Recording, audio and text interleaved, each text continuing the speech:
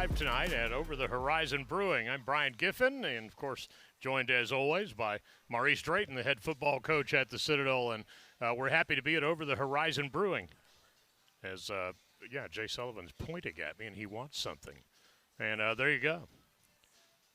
All right, trying to get the house level up here, but Coach, it's good to see you as always, and obviously, now you've had a couple of days to digest what turned out to be a tough night up there. I mean, in a lot of respects, in terms of the result, there were some positive things that happened. Obviously, I know you're going to look for better starts than you guys got off to, but just general 10,000 feet looking down at it, what are your thoughts on the game? Let me give you some. It helps if I give you some level, too. Yeah, not a problem. It's definitely better to be seen than viewed. Two coaching staffs are being viewed right now across the country. So we get to do this thing, and we're very blessed to have the opportunity. You talk about takeaways from the game. We have to get better on offense, winning first and second down, right, so we have the opportunity to convert on third down. Okay. So that it's manageable, third and manageable. So definitely got to win first and second down. And defensively, we can't give up the big play. We gave up that long pass. That one's bothering us. Felt like we could have alleviated that. You take those points away. I mean, this game's a lot closer right, than what it ended up being, 23-13. Yeah. And then special teams wise, we just haven't met our standard. The first 2 years we've been here, special teams has been able to create big plays within the first 3 weeks of the season. Right. And we have not done that yet. So we've got to get better there. But now, in the words of legendary coach Buddy Pugh, all sickness isn't death.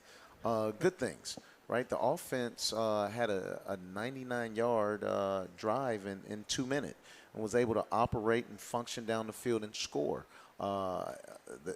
Gardner-Webb put their starters in once we, crossed the threshold of midfield.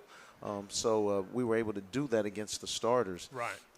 Defensively, we have one of the best right now third down efficiency defenses in the country. So we did a good job there. And then special teams were averaging a net punt of 45-plus yards. Right. So that's really good as well. So those are the good things. Defensive line has really held its own, and those were some really, really big human beings on both their fronts, by the way. But your D-line held its own pretty well. In fact, you got pretty good pressure on them, too. Yeah, definitely. Our defensive line is doing a great job. We anticipated this going into the season. I don't know if you remember in our talks, we talked about our first unit that we rolled out on the defensive line. There's not much difference between the first and the second unit. So we don't lose anything as we rotate from that standpoint. From a sack standpoint, I believe, I'm going off of memory here, we have 9 sacks on the season. Year one, we had 9 sacks the whole season, right, and we're only 3 games into this. So we're going to continue with that pace. So that's some good there on defense as well. One of the things that stood out to both of us upstairs, they really concentrated a lot on the box. They kept 8 people in pretty much a good bit of the night. They put enormous amounts of pressure. They came after you guys a lot. And it seemed like once you spread them out and you really went back to some of the option concept pitch stuff is where you finally got them off guard a little bit. Yeah, we were able to find a little leeway there when we were able to operate fully, in the option realm. Now, I don't want to take anything away from Gardner-Webb. Right. That defensive front they had was yeah, really, really good. Very, very close to North Dakota State. On one particular play, number 8, their left defensive end, right as we saw it. I mean, he was the read key for us. And, it looked like he was crashing down on the dive. We pulled it, and he was able to stick his foot in the ground and get back out, right? That had nothing to do with, somebody having a missed assignment or things. Right. That was just God-given ability, and he was able to do some things that kind of, created some problems. Absolutely. And, I believe I told Lee this at one point. Hey, those guys are on scholarship too. Right. And in this case, it might be a hefty stipend, right, as Right. well. But it's still our job to go out and find a way in spite of. And that's what our coaches are doing right now. They're in the lab, and we're trying to devise ways when we have to go against these monsters that we're going against at times. And we got another one this week, Zero from Mercer. Right. Oh, man, he's a baller, you know what. So it'll be tough, but we're devising a plan for him right now. Well, and of course, these SoCon games upcoming, that team probably from a physical standpoint compared pretty favorably to a lot of, in other words, they were a pretty good example of what you're going to see week in and week out, certainly. Yeah, the Gardner-Webb team is very, very good. I told us last week 45 transfers, multiple transfers from the FBS ranks, and multiple transfers came with him, Right. the head Tiffin. coach from Tiffin. So now you already have your culture that's pretty much instilled in the locker room because you're bringing it with you. And so, that learning curve of you want to play these teams with high numbers of transfers early on because they haven't meshed yet. That's right. Well, shoot, man. They already meshed because he brought it with him. Right. All right. So, just knowing that in the future, we'll have ways to hopefully combat some of that. But, yes, very reminiscent of what we're going to see in the Southern Conference. It doesn't get easier. We knew the schedule would be challenging. We're up for it. We're sitting on the front 3 inches of our chair in the meetings, and we're leaning into the conversation and the coaching that's going on. Bulldogs take on Mercer. They're back home this weekend. That, of course, is a 2 o'clock kickoff at Johnson Haygood. And if you can't make it out there, and we encourage you to, but if you can't make it out there, we'll be on the air with pregame coverage on radio. Our Ashley Furniture Home Store Stadium show goes on at 1 o'clock, and the opening kick between the Dogs and the Bears will follow at 2. Let's talk about your running backs for a minute here. Now, I know that's still kind of a feel its way through situation. Are some of these things starting to crystallize? And obviously it helps when you get guys back and you have people healthy and all that stuff too. Yeah, no, the running back position has crystallized itself. Garrison Johnson is our starter at running back. We do believe in playing multiple people because they have the skill set to do things that we want to get done. Israel Benjamin is the second guy to trot out on the field next, and then Sebastian Boyle, and then we have Bo Harrington in that order. We had a special play in last week, and that's why you may have saw Bo in early on.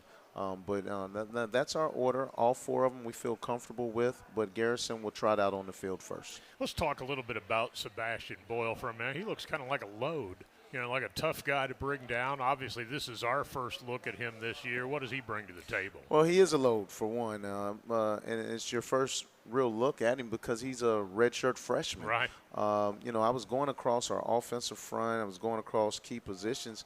We're young in a lot of spots, and that's encouraging. I mentioned early on that some of the mistakes that our younger players are making, I'm not going to look at it as a mistake. If we never do it again, It's a lesson learned, and I'd rather make that mistake during non-conference play against a North Dakota State, against a Gardner-Webb. Now that we are, in conference play, if those things don't rear their ugly heads, then those were lesson learned, and it's well worth it.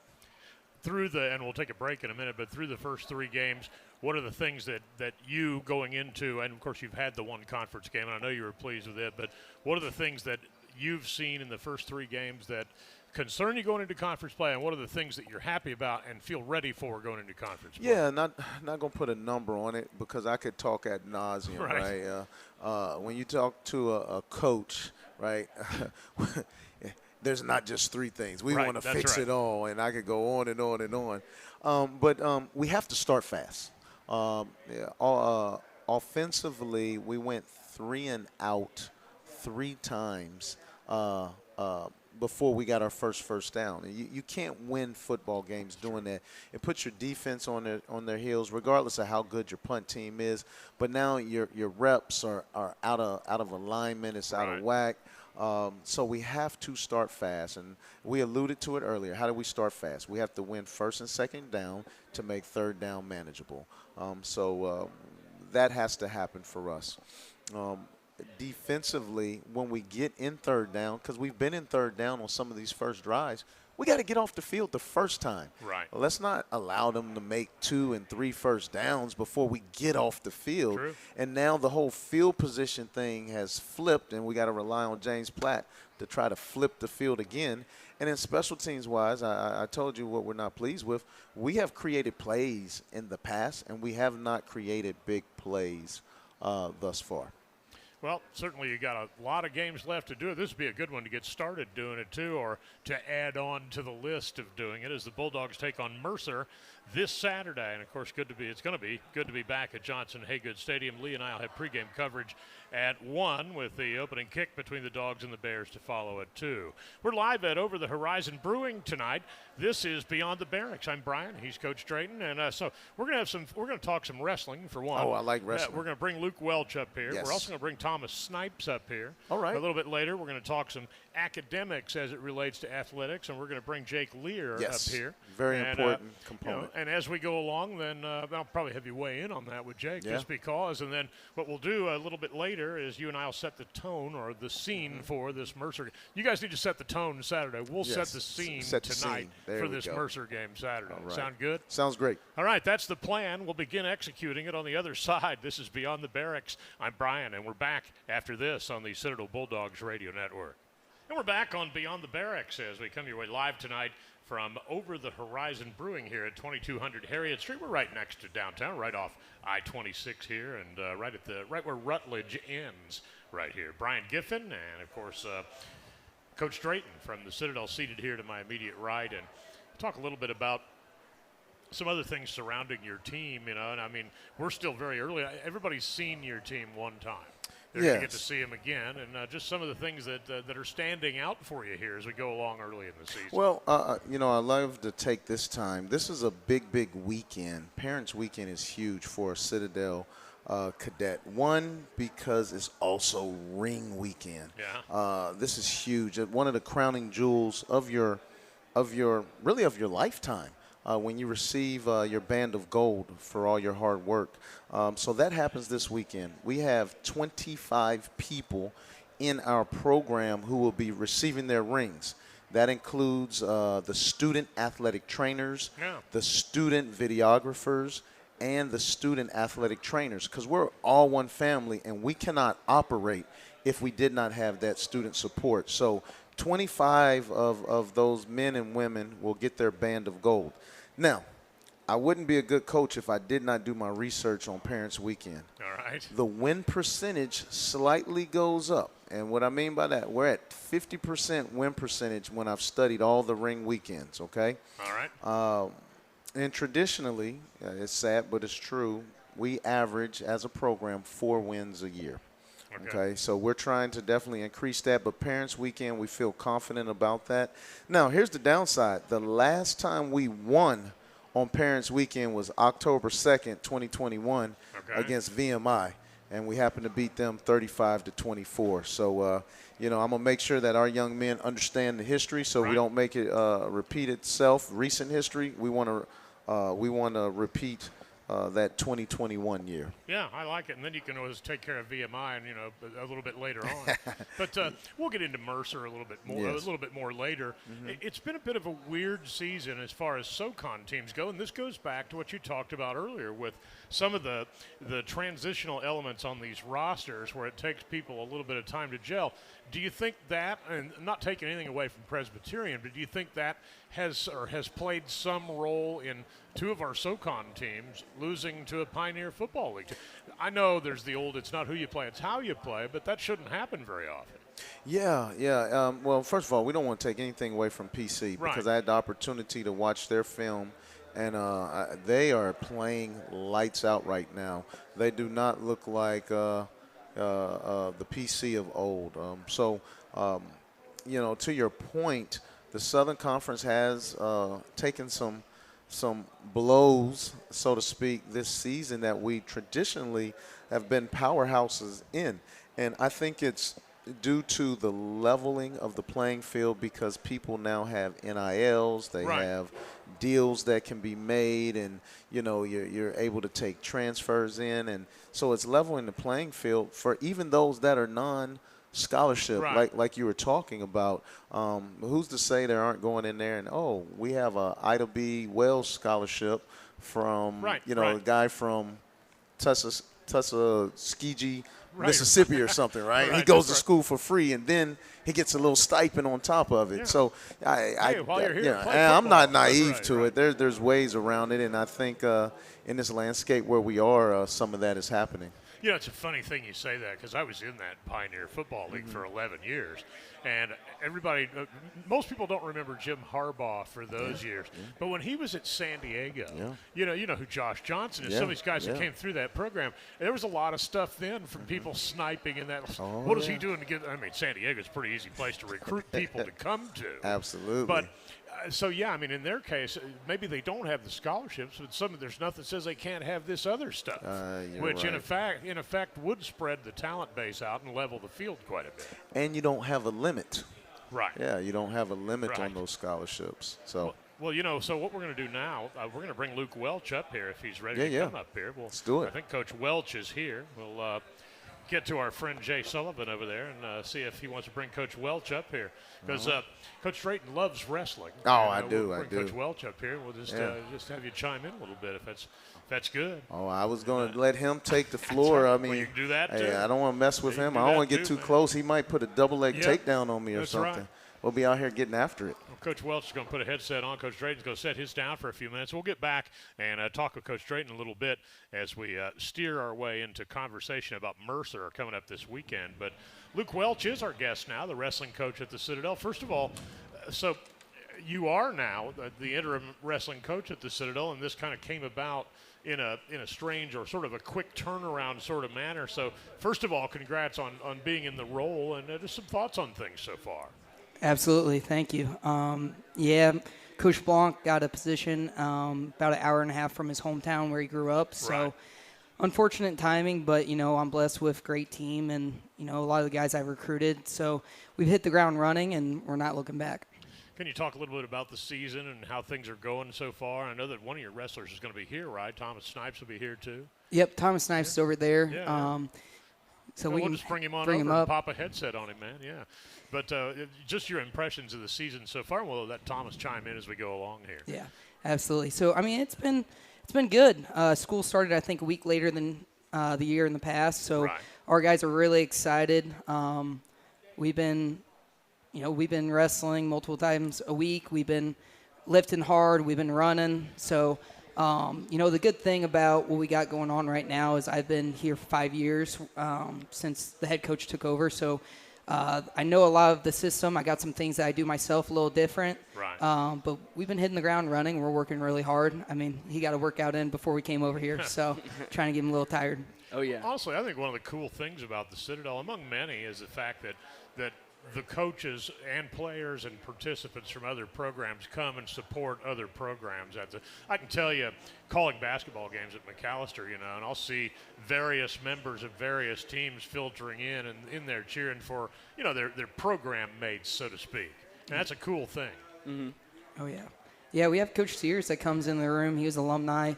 He coached at a bunch of different colleges. I think he's the most winning coach at West Point history. Right. He comes in all the time. He's a great supporter. He's a great mentor for these guys and for myself. And we've had other alumni like Rob Mosley and the Bacaisos come to events, whether it's a dual meet against Campbell or if it's, nationals. So Thomas Snipes is here with us too. You got a headset on, and so the full disclosure here: my younger brother wrestled. He wrestled collegiately. Started at Ball State, and then he ended up at Indiana for 2 years, Indiana University. And he to this day, he always laments how he had to manage his weight, and you had to manage the weight thing. There's a lot of work in that, isn't there? Oh, yeah. I mean, but if you just do the right things, it's like anything. If you manage it well, it'll be okay. It's kind of like life. As long as you eat the right things and you work out hard. In high school, it's pretty hard, having kids cut weight because they don't really know how to do it or they don't eat the right things. But in the college, level, if you eat the right things, you eat healthy, you eat food that came from the ground and, animals that are healthy for you, and you work out really, really hard 2 times a day, it'll come off like butter. honestly, I think that nutrition management, if you will, in sports has become so much more of a big deal anyway. I mean, you see, there are basically nutritionists for every program, every pro team, you know what I mean? I'm the same as when I worked in Major League Baseball. The last collective bargaining agreement, they made it a thing where now the ball players get 3 chef-prepared meals per day. And there are even guidelines. So in other words, like through sports science and then nutrition and all this stuff, they're really kind of constructing the perfect participants for these sports through all that. Wouldn't you agree? It's become a lot more scientific. Oh, yeah. I mean, even whenever I was an athlete at Purdue, I mean, I had to meet with my nutritionist. I had to really make sure that I was eating the right things, drinking the right things. And even more so now, I mean, whether it's in the weight room with gadgets to see, like, how do we improve their explosion, or if it's nutrition. I mean, there's a lot of small details that go into a bigger purpose. But at the end of the day, kind of like what Thomas is talking about, if your nutrition's in line, it's going to show in your performance. And we can always, work around a couple of things, whether they made a mistake eating, not enough carbs, too many carbs, the wrong kind of carb. But it's a vital part of this sport. I just remember my brother wearing plastic suits, and having to go sweat it out. Now, maybe he was trying to wrestle a class below where he should have or whatever, but really had to control the weight. We're visiting with wrestling coach Luke Welch and also Thomas Snipes, who's a member of the wrestling team. How's your season gone so far individually? As of right now, we're just doing everything that we can to control everything we can control, showing up on time, making sure everyone's putting in their good effort. But me specifically, it couldn't be better. I'm living off campus right now. I've done my dues for the Citadel, loved it. I had an amazing time, and I learned so many things. But I live off campus now. I show up. I can cook for myself. Like we were talking about the nutrition stuff. I took a couple nutrition classes, so I know what I'm talking about. And, just putting in 110%. And we're going to look to do some damage this year, absolutely. And Thomas Snipes was conference champ last year at 165 pounds. Right. He was also the most outstanding wrestler of the individual tournament. So our season starts in November. So, with that being said, it's like he had a big step in the right direction last year. We're just going to try to keep the ball rolling. We're going to keep trying to get better, score more points, and really just, try to take the team from second place finish to the first place finish. Yeah. It's going to be a lot of hard work, but we got a good group of guys that are working hard right now. Yeah, and Russell Hubbs is always nearby, too, which is always a good thing. We are visiting, as I said, with Luke Welch, who is the interim, at the moment, wrestling coach at the Citadel, and, of course, Thomas Snipes, who's a member of the wrestling team. And as we go forward here, what are the steps now that you guys take to – do you have kind of a camp? Do you have a period where you guys really start boiling down, getting ready for meets? How does that all work? Yeah, so when we start, we got to go through some paperwork and stuff to make sure that they are cleared with our, with our sports people. But then we also have compliance paperwork and stuff. So really, after the first week of school, we hit the ground running. We're in preseason right now. We're allowed 8 hours of work, and then we'll hit the ground running officially in season in October. And then, we just keep trying to prepare and get better each day. Biggest thing I tell my guys is I want to get better each day, a little 1% better each day. They don't need to be perfect right now. Where I need them to be at their best is going to be in March, whether it's SoCon tournament or the national tournament. So, last thing for you guys, mental toughness. You hear coaches preach mental toughness all the time, what an important component it is.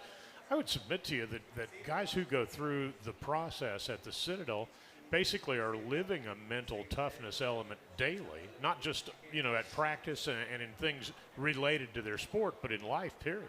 And that's got to make things, as you progress through the system, it's got to make for guys that are more mature and better prepared to compete and all that stuff as you go along. Yeah, absolutely. I mean, Thomas can talk about it more than I can, but, when we were recruiting Thomas, we told him, man, if you want to be a serious Division I wrestler, you're not going to let the Citadel break you. Like you're gonna go in the academy. You're gonna have to do what you got to do, and it's gonna make you a better person. And it's funny to see some of these young individuals come into Citadel, and then they become young men whenever they leave. Right. And there's a lot of mental toughness to it, which part of the reasons why I like coaching there, because it only helps me. So, but I'll let Thomas talk about it a little bit on the mental side of it. Yeah, actually, so this is my third week being off campus and living a different lifestyle. And I'll tell you one thing that, I wouldn't trade what I have right now, but I will tell you one thing that I miss about the Citadel. You wake up early and you go to class and then you go to practice, whether it's early morning, and then you go off, you eat lunch and this and that. One thing that I miss about the Citadel is how pent up I was. Yeah. I was very pent up, and I wasn't aggressive, but I had a lot of, A game. Yeah, I kind of had a pep in my step, a little chip on my shoulder. I was around a bunch of guys all the time. I wasn't with my girlfriend as much. So I had, some conflicting things. It's like you put a bunch of dogs in in the same area. So I had a little more, dip on my chip. But, I've made the mental note of that. And, I just got to look to keep my eyes on the prize. And, whatever I got to do, I just got to adjust to it. Thomas, appreciate it, man. Thank you, sir. Good deal, absolutely. I appreciate you too, Luke. Awesome. And hey, best of luck as the season goes along. We'll hopefully have you guys, and we'll talk some more about this as we go forward. Absolutely, sir. Thank you. Back. Yeah, that is Luke Welch, the wrestling coach, as well as Thomas Snipes, member of the wrestling team at the Citadel, spending time with us here on Beyond the Barracks as we come your way live tonight from Over the Horizon Brewing at 2200 Harriet Street. Brian Giffen. Coach Drayton is here. We, of course, Luke Welch just left, as did Thomas Snipes, at least our broadcast position. And also Jake Lear will be up here next. We will have more of this coming up. Will Brown, by the way, is at the controls in the studio, being watched closely by Terry Bass. Two guys in there just knocking it out, and we appreciate them both. Back with more after this. You're listening to the Citadel Bulldogs Radio Network. And we're back. It's Beyond the Barracks. I'm Brian Giffen, and we come your way live tonight from Over the Horizon Brewing here, right on the edge of downtown. We're at 2200 Harriet Street, and we bring you Beyond the Barracks every Monday night here throughout football season. Brian Giffen right here, Coach Drayton is right here, and our guest right now is Jake Lear. So academics, I mean, that is your ball game, man. I'll have you tighten that boom up to you just a little bit, but obviously we always get together and we talk about sports, whatever ball it is, whatever games and all that stuff, but there's a primary reason these guys are in school, and that's really the area where your focus is. Yes, sir. I'm our assistant director for athletic programs in the Student Success Center, so I oversee all of our academic programs when it comes to all of our sports, including football, basketball, everything. We meet with our freshmen throughout their first year, and then meet with our at-risk students as upperclassmen, kind of help them to stay eligible, keep those GPAs up, keep that team GPA in a good spot. And then we run study hall to help them, keep the grades up, get in there, do their work, and that's the main focus, is helping them to not only get the work done, but to reach their goals, whatever it may be, and help them to figure out their class schedules and everything, make it work with practice. We work with, I work with the students very closely, as well as coaching staffs in that aspect. So you have a significant amount of liaison with all of these coaches, and you guys are in regular communication pretty much daily. Yeah, pretty much daily. I know, especially during season, I'm sending reports to football pretty exactly daily, every weekday. I met with probably 20 football players today on their off day, try to get as many of them in as I can when they have the time. We're in constant contact. Yeah, because of Jake and what he does for our program, it allows us to be more efficient on when we can meet and things that we can do, because he was very instrumental in the actual scheduling of classes. Right. At the Citadel, time is your biggest opponent, and having time when we have all our players together is very important. So through Jake's efforts in scheduling, we have a block of time where we can get the bulk of our players, and we just it allows us to teach in a manner that allows us to retain better. Of all the things that the internet has brought that maybe we don't care for, it certainly has revolutionized education. I mean, because, especially where it relates to teams that travel and have road schedules and all that stuff, you really can manage a decent course load online the way that, all of us used to have to try to have study halls on the road and all those kinds of things way back. But it's really revolutionized it, and it's revolutionized your ability to track progress in these areas as well, right? Yes, and I'll let Jake speak a little more about that.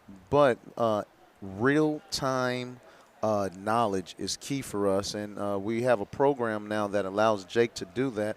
If you want to speak on that a little bit. Yeah, so in the past year, we've started working on acquiring this software. So our students use Canvas for their online assignments, turning things in. We've been working on getting this software known as Dropout Detective. It's going to give us real-time access to our students' grades, really give us an insight into it. They miss an assignment, we're going to know it not even 24 hours later. Wow. And so that's going to really give us that access, really get us to the next level of being able to stay on top of them and, make sure we're keeping our kids eligible, keeping their grades, where we want them to be. The amount of, honestly, and we've talked a lot about this, the life of a Citadel cadet is quite a bit different than the life of a typical college student because there's so many expectations beyond really even just the academics and just the athletics. There's also the military component. So it's not a situation where it's for everybody, but it is a situation where you probably get to see some really good stories where people are not sure if it's for them, but then they flourish in it and develop, and then they turn out to be tremendous people when they leave here. Yeah, you're accurate. Do you have any feel-good stories of guys who maybe were marginal coming in and through the academic support staff have thrived and is doing well? Yeah, and I think that's one of the things that the Citadel really does. That's the Citadel's specialty, is taking some of those kids that, maybe they couldn't find another landing spot academically. They find the Citadel. The Citadel really transforms them into a principled leader and a better young man or young woman. I know we just had Coach Welch on. We had a young man from Illinois who came in, GPA, maybe wasn't what he wanted it to be in high school. He's really turned it around in college and, kept himself on the mat. And young man was a conference champion last year. Right. And so you really see him make those strides in development at the Citadel. And it's something that he's the kind of kid, I don't know that you would have seen that anywhere else, but you see it at the Citadel because of the resources in place and because of the discipline that we have here. Yeah, and so because it is Parents' Day weekend and these seniors are getting their rings, do you want to talk about the NCAA standards and what it takes to remain eligible? And I know each sport may be different, but would you talk about how many credit hours we need per semester and yearly?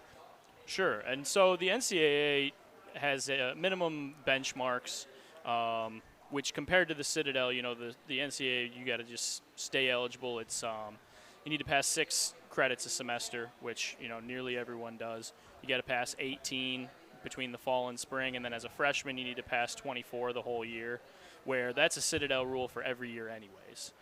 But then you go into your sophomore year, same rules, 6 in a semester, 18 in the year. You got to reach 40% of your progress towards degree, so that's degree applicable credits once you're halfway through.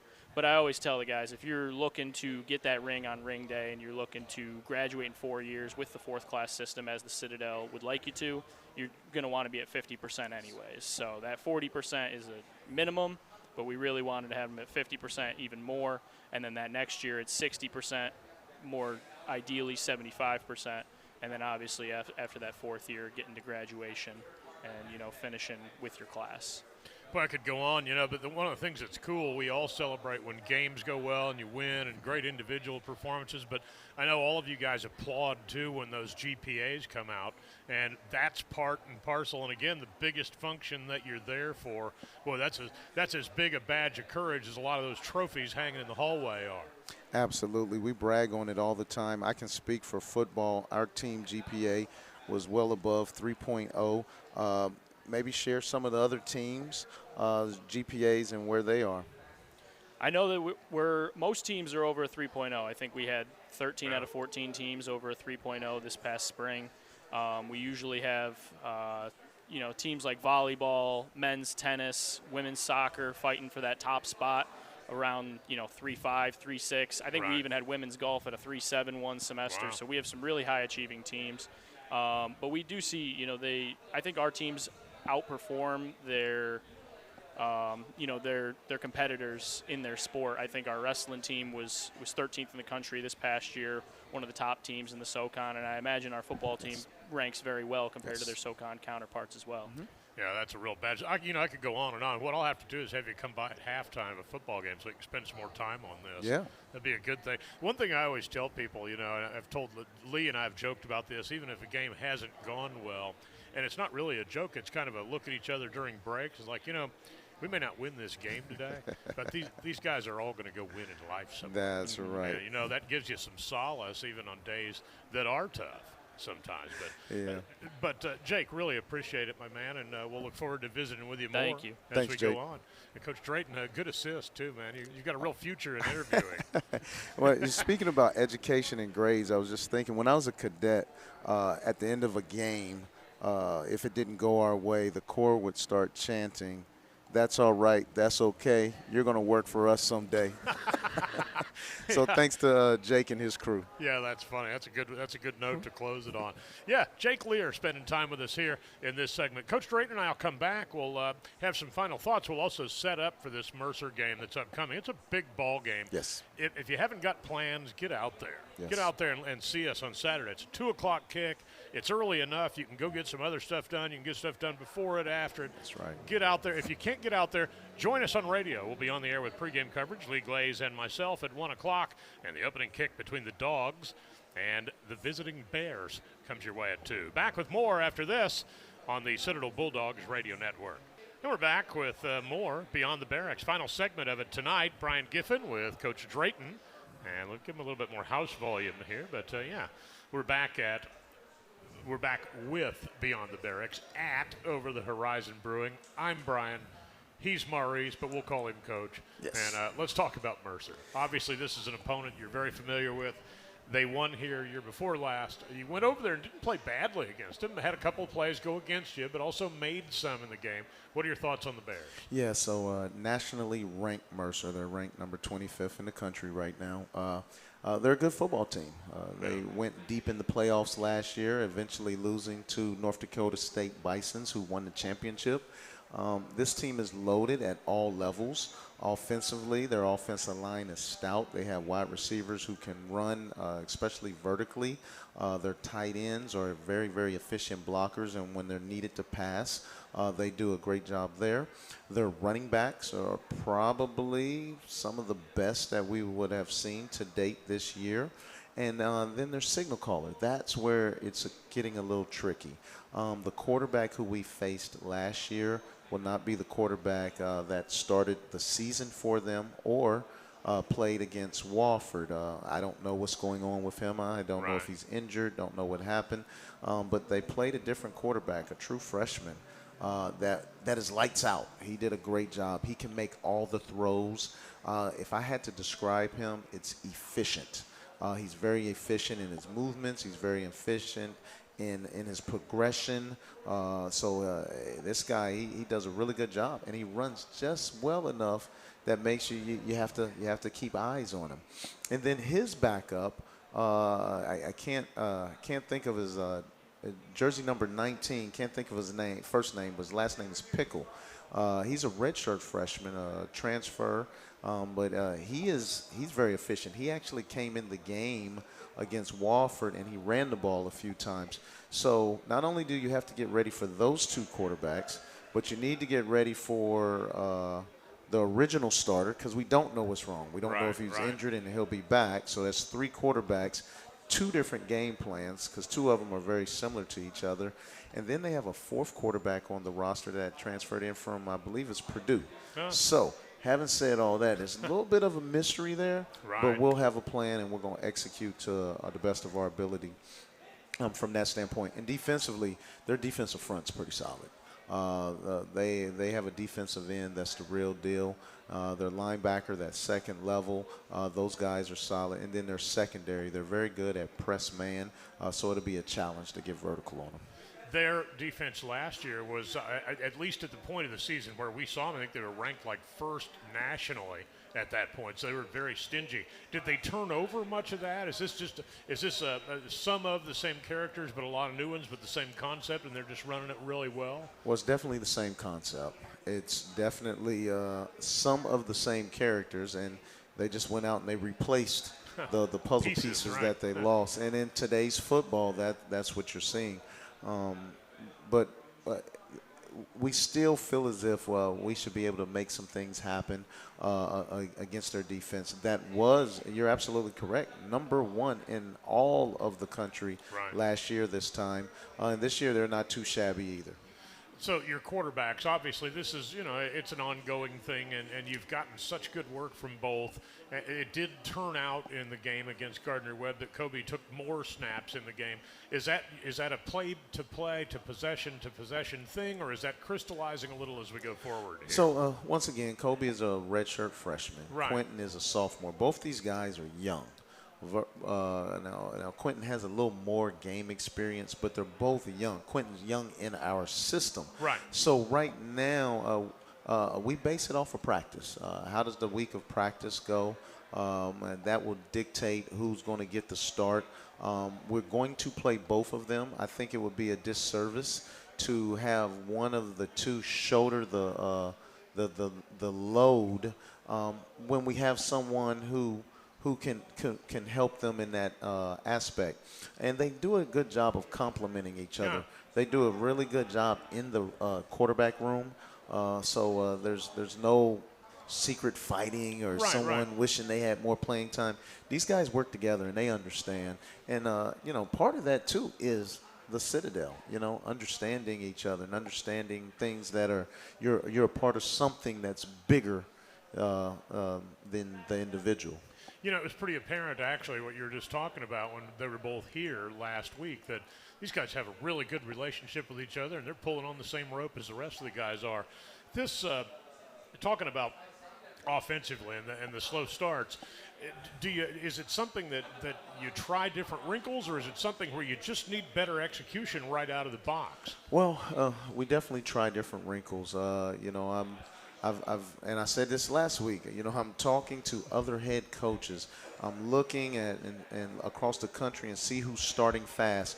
Well, how are they starting fast? So I look at their film first. Then if I know the coach, I go to the coach, I call him, hey, how do you get your guys going? Right. How do you jumpstart them? So we're definitely trying different things. We'll try something again this week that'll be a little bit different to try to jumpstart us. But we got to find a way to come out the blocks fast. Yeah, and I mean, this is one of those things. You're at home, so you should have some energy there. You talked about the fact it's Parents' Weekend, too. There's a lot of things there. Guys ought to be juiced up. And then, this is an opponent you guys haven't beaten in a while. And as this class, the older group here that has been here through their careers and has grown through the program, I'm sure there's not a one of them that wouldn't like to go out there and hang an L on Mercer this weekend. Absolutely. Hang an L on Mercer. But more importantly, it's not the opponent they want to hang an L on. They want to win in front of our home crowd, in front of our alumni, in front of their classmates, in front of their family members, and we want to honor those seniors who are getting their ring. So it's not so much about the opponent, but it's about those things that I just talked about, which makes the Citadel so special. You've been here a long time. I mean, you've played here. You were an assistant coach here, and you've gone and done other things and have come back, and now you're the head coach. What are some of the memorable things that stand out for you that have happened, on Parents' Weekend for you over the years in different phases, playing, coaching?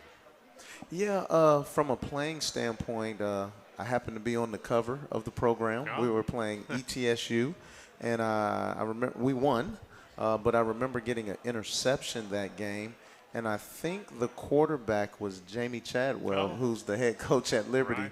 Right. I've had the opportunity. I think I've picked him off twice, so I remind him of it every time I see him. Yeah, no doubt about that. Now, as a coach, is there anything that stands out over the years? Big performances, memorable games, anything like that over the years? As a coach, I'm so happy for each one of these individuals who are achieving the status of getting their ring, especially the ones that I went out and I personally recruited, because that's one of the things I promised them.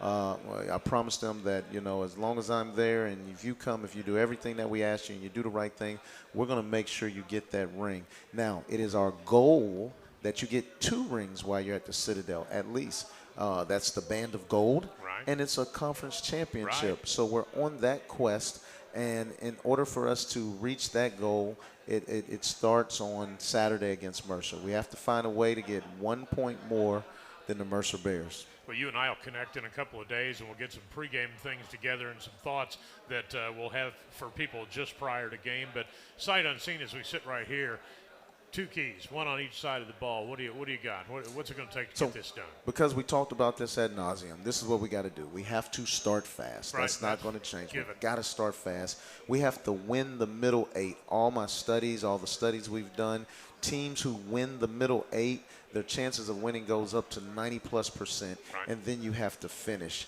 On offense, we have to have ball security. We have to take care of the ball, and on defense, we have to have ball extraction. We have to extract the ball. We have to give our young offense more opportunities to have possession of the ball. And on special teams, we're going to push the envelope. We have to create a big play. You guys ought to see him, man. It makes me want to go strip the football out of somebody's hand watching him gesticulate like that. Coach, appreciate it as always. You and I will Yes, connect sir. a little later in the week, and obviously let's see if we can get this thing done. Let's get it. All right. I want to thank everybody All right. here at Over the Horizon Brewing. I want to say thanks to Will Brown as well as Terry Bass on the studio end. Say thanks to Jay Sullivan and all of the communications folks with the Citadel. Colin Smith out here also. Lucas Pereira over there. We've got a whole bunch of dignitaries sitting over there at that table having the time of their lives. And all of you who came and watched and listened. All right. We will talk to you Saturday, everybody. That'll do it for us. Good night and go Dogs. Go Dogs.